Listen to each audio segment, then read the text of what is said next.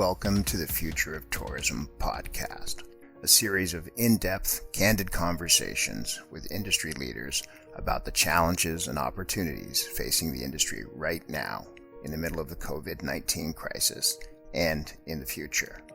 My guests today are two of the most recognized names in the CVB and meeting sector, Christine Shimo Shimasaki and Terri Roberts of 2Synergize LLC. Shimo's career in the industry spans hotels, theme parks, convention centers, and CVBs. She has been instrumental in the development of key industry tools such as iLead, iService, Mint Plus, and the Event Impact Calculator. But her real strong suit lies in turning data into actionable insights. Terri is a well-known face to Destination International members. For a decade, she has worked on the Empowerment Project file. Her specialty is active learning experiences and is backed by 15 years of frontline in hotel sales, marketing, and professional development. Shimo, Terri, good morning. Hey, David. Well, good morning. It's great to be here with you, David. So I'm going to ask you both, how are you guys? And tell me a little bit what it's like there right now. Well, I guess, David, I just feel like I'm kind of an eternal optimist. And, I'm kind of a glass half full. So things are pretty good, rolling with the flow of life as it is. And I think that's it's really a choice that I take. So in that vein, I'm doing pretty good. Well, that's really great to hear. Terri, how about you? All right. Well, if you know Shimo and I well, David, they call us frickin' frack. And so I'm always the glass half empty. Shimo's always having to moderate me. So, I'll be honest, I've been in and out of, the sky is falling. But I do agree with Shimo. We talk a lot about how much opportunity there is in crisis. And I think that so many of the conversations that we've had in the last couple of weeks have really cemented that for me. Well, and I really appreciate you jumping into that silver lining piece, because as much as this is an unprecedented crisis and things are unimaginably difficult, I am seeing all over the place exactly that. People finding new ways to do things, new efficiencies and new ideas, and not just in the tourism industry. So, it is a massive disruption. It will have terrible negative effects, but it certainly has the capacity to have positive effects for sure. And I appreciate your sentiment there. I want to ask you a bit just before we get started, and we'll go into the meetings convention business and the impacts on that. But let's talk a little bit first about 2Synergize. How did you guys start this? Where did it come from? Well, it was really in 2009 at a transitionary moment in my life. I had been working at what was then the San Diego Convention and Visitors Bureau, 16 years, oversaw just about every aspect of the CVB that you could, everything from sales to technology, oversaw marketing, even human resources and finances. So I really kind of felt that it was time to venture off and do something else. And I think that with most transitionary periods in one's life, you kind of have to take a leap of faith. So it wasn't like I had any customers at the time, but I did decide that I could create value for the industry at large. So I jumped into 2Synergize, and the name was really something I gave a lot of thought to. And, I had always grown up, getting back to the optimism part about 1 + 1 = 3, right? And to me, that was really about 1 + 1 is really a synergistic effort. So, and I wanted to be actionable. I just didn't want to get into consulting and hand over something. I really wanted to be in action. So that's where the 2 came from. So 2Synergize was really something we started, and that I started back leaving the Convention and Visitor Bureau world. And my first customer, lo and behold, was Destinations International. Very cool. I was asking around about the real Shimo, and the one comment that came back loud and clear is, and I would ask the question, what's her real strong suit? And they said, it's her great hair. No, I'm kidding. You have great hair. No, her real I tell people that it's really like a helmet, David. I just sort of put it on in the morning and there you go. No, they said her real strong suit, and I said this in the opening, lies in turning data into actionable insights. Terri, over to you. Okay, I have to jump in on the hair comment. So when Shimo and I travel, she has this little game. I'm going to call her out. She has this game that she actually plays. How many compliments she'll get across the course of the day on that hair. People stop her everywhere, David. I want to see Shimo's grade 7 report card now. That's what I want to see. That's great. Terri, tell us a little about yourself. You actually were the GM in place as the Marriott reopened in La Jolla. Isn't that correct? Director of sales there. Director of sales. Yeah. Shimo and I have kind of this path. We worked alongside each other for many years with Marriott, and then Shimo was my boss at what was at that time the San Diego Marriott Marina. And then Shimo has this habit of leaving me behind and then calling me with her. So she left Marriott and she went to work for the San Diego Tourism Authority. At the time, it was the San Diego Convention and Visitors Bureau. Not long after, I followed her there to do some work with her. And then she left and went to Destinations International and left me in San Diego. And then not long after, pulled me to Destinations International with her. And then after that, she went into 2Synergize and working with Simpleview. And lo and behold, I've showed up on the scene. Well, and let's talk about DI for a second. You spent almost a decade working with DI, specifically on the MINT project, the Mint project, right? Yeah, I worked with Shimo and a really great team, Elaine Rosquist and Kate Skidmore.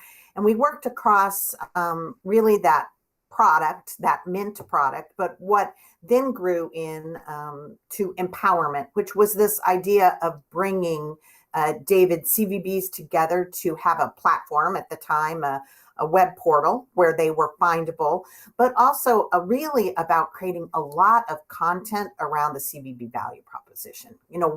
And really trying to come at that from the customer's perspective. What did the customer really want from their CVB counterparts? Very good. And you've turned that into a number of data products, but remarkable is the core data underlying the whole model that it helps inform the industry about comparatives. And if I hear one thing consistently from CEOs and destinations, it's, I want a comparative set. I want a comparative set of my destination to like destinations, not to unlike destinations. And that's coming through loud and clear. As you work in that massive CVB data, I'm going to ask you the question right now in the thick of the COVID-19 crisis, what are you seeing? What's it telling you? Well, David, I think that what you're referring to is Mint and having a collective repository of meeting profiles, histories, bookings, and contacts for those who plan events. And, it's a powerful opportunity. But when I think of where we are as an industry right now with COVID-19 and all that it presents us, it's kind of interesting how these kinds of crises, David, bring us back to center, bring us back to the basics. And part of that is how is my own database and how healthy is it? How well structured is it? And is it ready? Is it recovery ready? So I think that Mint having a tool such as Mint to aid CVBs with their sales recovery, I think is critical. But I think that we're also at a point in the industry where this cooperative, so to speak, where everyone is contributing bookings and histories, really needs to get to the next level. And that's where having the power of the Simpleview business intelligence and the developers there is really going to provide that platform, the structure that it needs. But it also will require for the industry to collaborate, perhaps in a way that they haven't, but something that will be much more efficient for a cooperative database. In other words, we need to make it a lot more easier in today to allow the CVBs to collaborate together. But, in the midst of where we're at, I can't think of a better time to sort of dive into that. So, Shimo, Terri, are you having those discussions? I know it's very early on and we're in a state of sort of post-shock numbness, but can you see the openings for a more data-driven approach to this emerging through the cracks in this situation? Well, I think Terri and I, both agree that yes, the answer is yes, and I think that where we need to do a couple of things as an industry. One, we need to have this co-op database much more robust, and then allow us CVBs in collaboration with Simpleview and Destinations International to really give it the intelligence that data can provide in terms of where are events going and what market segments might be growing. It will help us understand something across the industry and give us some insight. So one example of that we're already working with the CVBs on today is like something as simple as a weekly lead monitor. So why would that be important? Well, because one of the challenges that we're having today is that planners aren't, submitting the RFPs. We can kind of see that curve dive right about March 11th. And so now what we're monitoring every week is to see where are we going to bottom out with that activity, and then where are the upticks? Where do we start to see the planning communities start to look ahead? And that's when we want to be able to monitor that. And we want to be able to see that curve back, because it means something for our CVBs. It means that we need to be ready, and our conversations might start to change in terms of being more actively connecting with the customers. So those are that's just one example, David, that some data could really help the industry with insights as it's planning for its staff and its conversations. Well, and that's a really interesting example, because it leads me to something I've been talking to a few people about over the last few weeks. With events being canceled in the near term, and that's now pushing out to 30 and 60 and sometimes further, especially events that have huge, planning on-ramps. I think of the Stratford Festival. It's one thing to say we'll be back in theaters, July 15th. The problem is there's 3 months of pre-production to get there. So how do you time that? But as we look now at meetings events and sporting events pushed out to October, November, December, we're seeing a significant pressure from the events that were canceled now. The first assumption is, well, we'll hold it in December. It's like, well, no, big events and events of the like in November, December have been booked for 2 years now. And that's going to present a particular challenge in sort of managing resources. Add to that the complexity of the fact that big resources with huge people don't come back online. How do you assimilate all this intelligence into something meaningful? Well, I think that we all have to sort of recognize that the projection curves, if you will, in terms of where the economists are saying we're going to come back, that's one thing. But I think that what we all have to recognize, David, is we are going to be, it's going to be different. We don't know how different it's going to be. We know some fundamentals like compression is going to occur in Q4 because some of those events were lucky enough to postpone. But what does that mean exactly? It's not going to be business as usual. So Terri and I were just webinar for ICA. And we had a couple of event organizers, international event organizers, on a conversation with us in this webinar. And we talked about what is going to be different and what are they thinking about. And the theater sets, the rooms to space ratio, a concept that's pretty fundamental with hotels and our convention centers. Those ratios might take a really big hit. And so how are we going to accommodate that? And convention and visitors bureaus, we have operated on guidelines, booking guidelines to really maximize our facilities. That's going to change. But how are we going to adjust, and how are we going to bring our communities to adjust with us is a real leadership opportunity for the CVB. And that was really one of the big takeaways from this ICA webinar. Terri, what were some of your thoughts?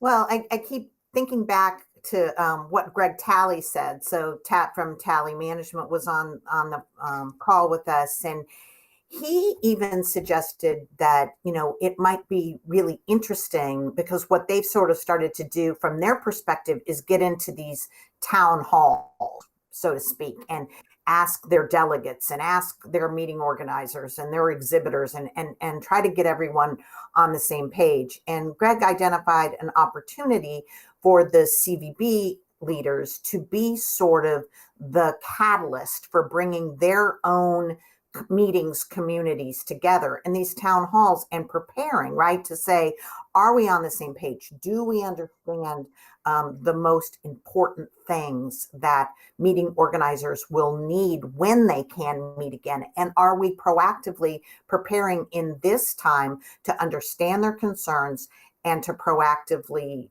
solve for where we're headed next? And I love the idea. Shimo and I have always talked about CVBs being sort of the curators of destination knowledge, right? What a prime opportunity really for them to come to the forefront and lead their destinations through this. So, there isn't a lot of disparity, where people are on the same page, where they're connected, where there aren't conflicting messages. I just think that, it's great work to be done by them. Well, I wasn't going to go there, but you brought it up, Terri. Some of the most important work, I think, in the past 8 or 10 years has been the Destination Next work, for one simple and straightforward fact. It underlined that the best destinations are achieved through stakeholder engagement, that you can't move up the axis, the x-axis of strength unless you move across the y-axis of stakeholder engagement. It's really interesting to hear you talk about CVBs, as the head of their destination, and bringing those stakeholders together to align, the destination's civic priorities, the meeting priorities, the economic priorities. But it's interesting also to hear you extend that and talk about the meeting planners as being another stakeholder network that a destination deals with that actually aren't in their own location. I think we've seen that, kind of happen quite a bit, with customer advisory boards, David. It's a great practice for CVBs. Now, what we're saying is, I think that it's time to sort of amp that up and even open that up, if you will, and bring the customers, connect them with the community, so that they can have this conversation together. Because I think that, the relationship part is something we have to take advantage of. And the relationship is about this connection. It is. And you've been very forward, both of you, in using technology to further that connection. And isn't it funny that, the three of us have never talked this much in person, and we're on a conference call chatting to each other. But you've developed a number of data products that are of that same ilk. They're using technology to allow us to do things that we might have done literally with pencil and paper in the past, mapping combinatorics and optimization for yield and timing. But let's talk about a couple of the products you're working on. Tell me about Future Pace, or Future Pace Now. it's not just the technology, it's really about what is the problem. And I think that with our communications that we need to have with our stakeholders, and I'm talking about CVBs, and the importance of them leading their stakeholders, uh, the ability to be able to paint what the future looks like in terms of the concept of pace. Are we where we need to be for future periods? And it's a concept that hotels have used for years, but they use it in a little bit different way. Um, and so the hotel language about booking pace is really about same time last year. And it's a very short term view.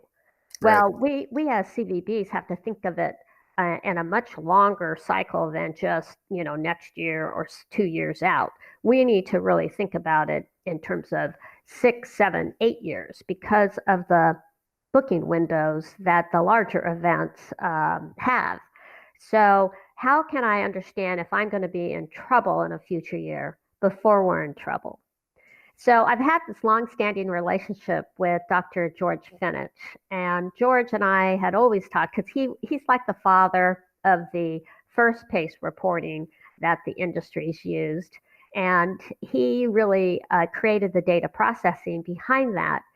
And I, have always been interested in it, and I've always been not only interested in just what the report might tell you, what the data processing might tell you, but also how do you use that report to really help your stakeholders and help them understand where are periods of strength and where are periods of weakness so that we can do something about it before it's too late. So Well, the idea of future pace is really about giving more power. It's taking this pace reporting concept, making pace targets for future years, but it's taking this report and giving it in the hands of the sales leadership so that they can interact with the report in a way that gives them insight so that they can then understand firsthand without this cumbersome problem of you read a report, it's an Excel file, let's just say, and then it's like, oh, well, this data point is interesting. Now they got to go tell someone to go run another report. 2 days later go by, and then they're having to try to get their head back into that report. And meanwhile, they've had 10,000 other issues to deal with. So we're really bringing insight really directly in the hands of the senior leadership, of the sales department to really understand what's going to happen and allow them the opportunity to form insights from it. So when you talk about future pace and now, it's augmented by two other things: the event scoring profile tool that's in development, and the WLM, the weekly lead monitoring. Terri, as a hotelier, a former hotelier, when Shimo talks about CVBs optimizing pace and looking on a horizon that's fairly long, even compared to a hotel, and most hotels are looking a year or two out, but CVBs may be looking longer. When you see that integration of the CVB's planning cycle with the hotel's needs, what are those conversations like now? Well, the conversations right now are pretty much halted, but we're looking for an opportunity for, it's survival and then it's an ability to thrive again, right? And so I think the event scoring profile in particular, David, when you're asking about it, is a proactive activity, right? It's this opportunity for the CVBs to understand what are the best opportunities, right? Not to just blindly prospect, but to prospect in a way that allows them to rate certain parameters of events, whether it's by need period, date of arrival, food and beverage spend, all of these things that go into creating the best opportunity, right? And to be able to have conversations with their hoteliers when they are looking to bring a community together, especially around a citywide event, to say, how does this opportunity compare to this opportunity? Is this a 1 rated piece of business, a 5 rated piece of business, or where in between? And to not so much of our ratings in the conversations between CVBs and stakeholders have been sort of subjective, right? This is a good customer. They're loyal to the destination. They have, they have a nice pattern. But when you bring all the parameters that make good business into a metric that can be measured in a non-subjective way, and everyone understands the rating system and everyone agrees to what good business fundamentally is in a destination, you can really change things. So we're hoping that event scoring profile and the ability to create some of that will open up better conversations between CVBs and their stakeholders. So, follow-up question to that. You're doing a number of projects on consumer research or buyer insights, and you describe it as looking at the wins and losses and actionable insights of CVBs.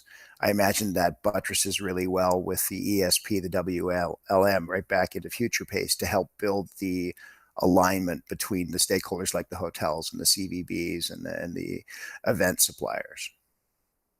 Yeah, it does. Shimo and I started actually back when Shimo was with Destination International.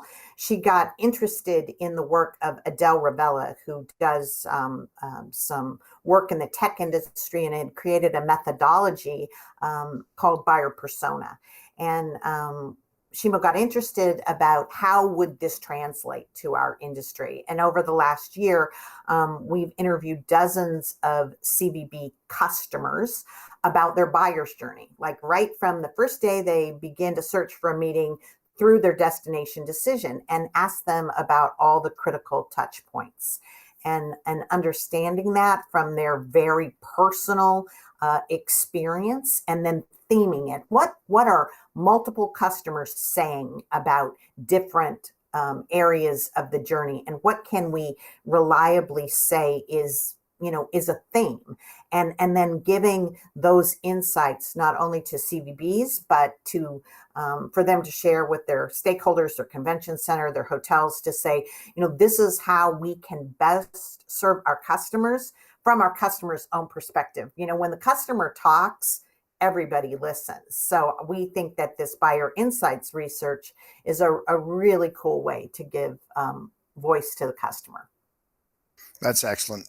One of the core tenets of 2Synergize is about helping leaders embrace data-driven decision-making. Shimo, in this next phase, from now till 2-3 months out, when we really start looking at solid reemergence programs and ways to kickstart the economy, what does the next 60 days hold in terms of helping leaders embrace data-driven decision-making? Well, thanks, David. I think that data-driven decision making and when you think about it, in the next 2 to 3 months, is really about getting back to the fundamentals on one hand, and then on the other hand is having some ingenuity.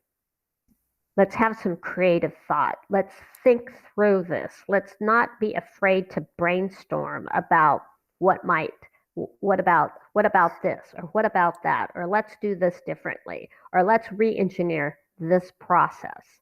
So, how we tie all these things that we've talked about, Future Pace, Mint, weekly lead monitor, and event scoring profile, ESP, how we tie all these things together is that they'll all give us some insights, not the same insights. All of these tools really help you look at another area of the problem. And the problem being, how do I start driving demand again? How do I start to really ramp up our prospecting efforts? So I think Terri described it really well, but when we come to data-driven decision-making, remember that there's qualitative data and that there's quantitative data. And people forget about the discipline that you can bring to qualitative data. In fact, in most approaches to a problem, one of the things, because, right, you mentioned destination next, it's so important for us to get our arms around what are the perceptions that our stakeholders have about that one particular problem. Mm-hmm. And so doing the qualitative research is very important. I don't want people to forget that in data-driven decision making, it's not all about the hardcore data. It's all about, the insights and the information that you can coalesce around the specific issue. And then that should help drive some insights. And I would encourage us to really start to bring some discipline around all those things. Well, I don't think innovation and ingenuity are two words that would be lost on your CV. I know that that's what you guys do, but you seem to light up when you talked about it. You've been seeing some innovation and ingenuity out there. Share with us, either of you. What are you seeing? Well, some of it is like there's some really old problems in our industry that we just really need to solve. So let me give you an example of that. One of them is that, when a sales manager talks to their customer, one of the things they say is that, well, how would you like to receive the hotel responses? And the choices are, you can either, A, the hotels can send you their proposals directly, or B, I'll be happy to gather all those proposals for you, and then I'll, put them and put them together and give it to you all at once. And that drives me absolutely crazy. Like today, we really need to electronically deliver those proposals to the customers as soon as the hotels respond. So this notion of collecting or waiting and then to have the CVB blind to the hotel's response is absolutely ridiculous. So, the ingenuity part of this is like, we have to fix that as an industry. We have to allow customers to work with us and be able to receive responses as soon as hotels provide that response. So this is the time that I think we need to kind of course correct on some of those processes for customers. I think that's a really great example, and there's no conspiracy there. It evolved the way that it did over years and years of hotels and CVBs building out their respective roles and functions. But yes, it's if you've ever worked on a massive event, sporting or meeting or otherwise, the hotel piece is always the most interesting piece. Always the most interesting piece in terms of who gets to notify the customer. I mean, there are conventions that are literally built on who gets to notify the customer. Terri, over to you. Okay, so since Shimo got to talk about a pet peeve, I'll say one that I think is going to really come into play here, David. In our buyers insights research, one of the things that customers consistently say is when they first begin their search, they go to the website, they go to the meetings page of the CVB, and they want to really quickly and very efficiently determine, do they fit in the destination? And I think what's happened to CVB's meetings pages over the last several years is they've become so experiential, right? And there's amazing video and there's so much cool stuff about all the things they have, if you will. And you can't determine how much exhibit space is in the destination. You cannot determine quickly how many hotel rooms are in a 1 mile radius. So we went too far, right? We went too far, and planners really want to be able to get on that meetings page and very quickly say, do I fit here? And then who do I call? And we do a lot of research on CVBs, and we can't figure out, how many square feet of exhibit space they have. And I can't figure out who my particular contact is. And I know how to navigate those pages better than most. So I would say that one thing to do is really make sure that your meetings page is actionable. Your customer can quickly determine if they fit, and they can quickly determine who to reach out to. Well, I think that's a really astute observation. Going back way back to business school and marketing 101, marketing has two components: hygiene and motivation. And you can do the best motivational stuff in the world, but if the hygiene piece isn't there, the restaurant you show up to and dinner's great, but you go to the bathroom and it wasn't any fun, they don't rate well. And similarly, marketing, sometimes we get off on tangents and we work totally on the motivational side. We're forgetting exactly what you said. The first thing I want to do when I get to the building is decide, is the door big enough for me to get in? That's the big question. Yeah, that's a really good observation. Thank you. All right. So, talking a little bit more about this crisis, right now you have the opportunity to put out some words that can really help your peers and shape what they do next. So, we're going to spend the next few minutes as we wind down talking about the things that you would like to share with your clients and with your future clients and with the industry and with the Simpleviews and with the consulting companies. What's important right now that we need to talk about? Well, I would say it in two ways. I think it is one, how we collaborate, and two is how we communicate. So I think on the collaboration front, we have to be facilitators. CVBs have to be the facilitators of information. And we don't always know exactly what information certain audiences, stakeholders, customers might need from us. So I think that that's where we need to just ask. We need to reach out and ask what's most important. And I think you'll be really surprised about what your stakeholders would tell you. And then second, on the communication front, I don't know, we really need to kind of get to a better platform of communicating some of the really great insights that we have, whether that's from the data, whether it's from customers. But I think we have to get more creative with our communication style. I see a lot of the information that our CVBs are pushing to, say, the membership, and it's a bunch of facts, it's a bunch of figures, just a bunch of data.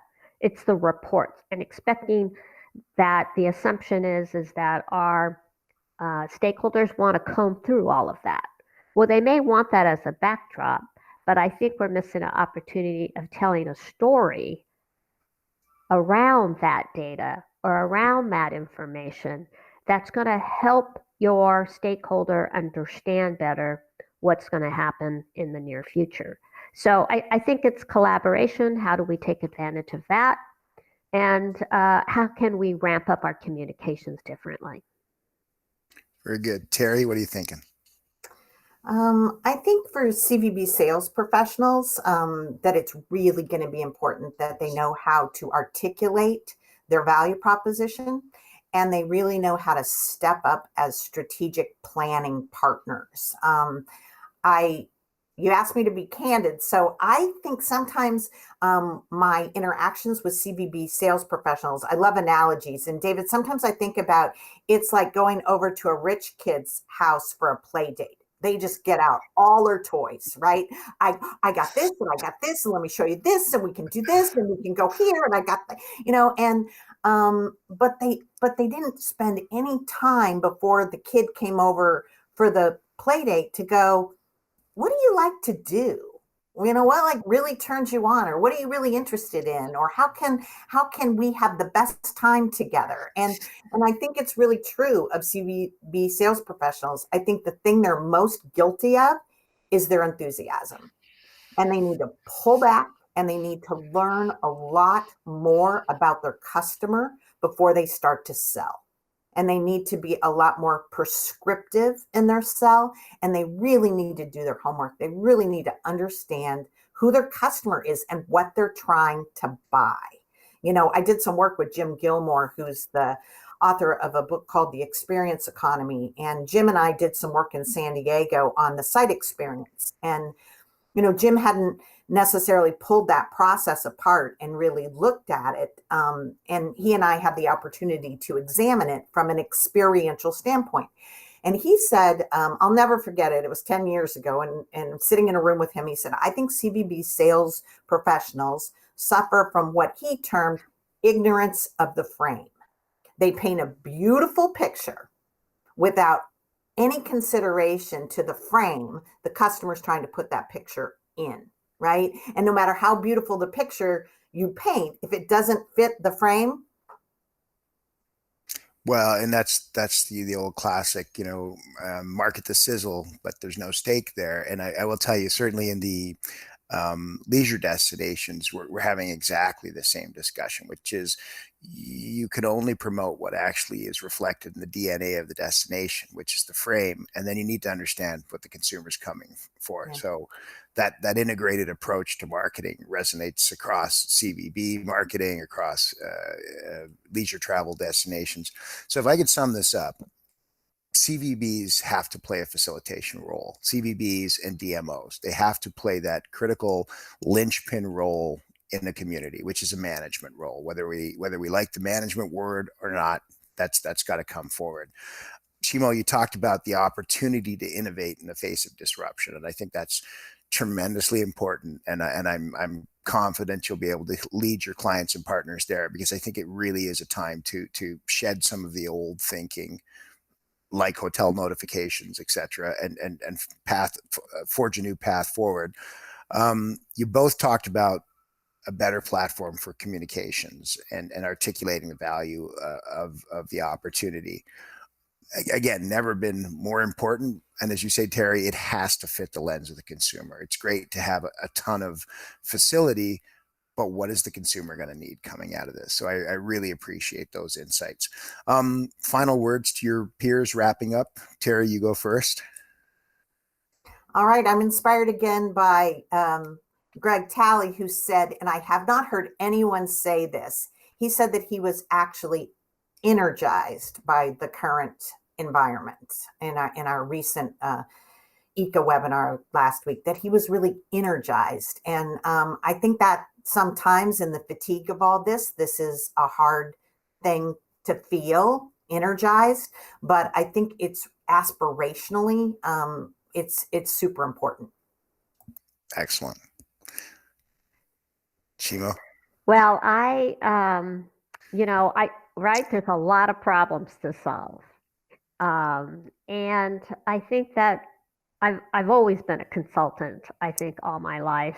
And not Shimo, we don't call you a consultant. We call you a resultant, because you're committed to the output side. It's a little schism we have. We say Shimo is not a consultant, she's a resultant. Oh, I like that, David. Thank you for that.